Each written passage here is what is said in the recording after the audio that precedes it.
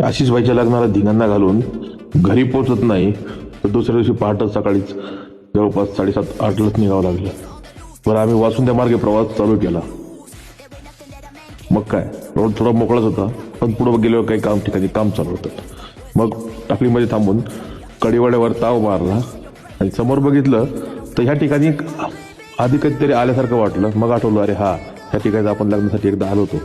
मग वासुंद्या मार्गे चन्नापुरी घाट आणि मग त्याच सुंदर रोडचा असा आस्वाद घेत प्रवासाचा मजा उठवत नजारा साईडला बघत बघत सिन्नर मार्गे आम्ही पोहोचलो नाशिकला. नाशिकमध्ये पोहोचल्यानंतर सिटीमधून आम्ही क्रॉस केला आणि आम्ही मग पुढं आम्ही निघालो नाशिकचा नजारा बघत बघत मस्तपैकी. कधी आम्ही पोहोचलो सिटी ऑफ लेकला कळालंच नाही. मग लक्षात आलं, अरे आता सापुतारा. आणि मग सापुताऱ्यामध्ये खाऊ गल्लीमध्ये पोहोचलो आणि मस्तपैकी ताव मारला पुलाव आणि अंडा भुर्जीवर.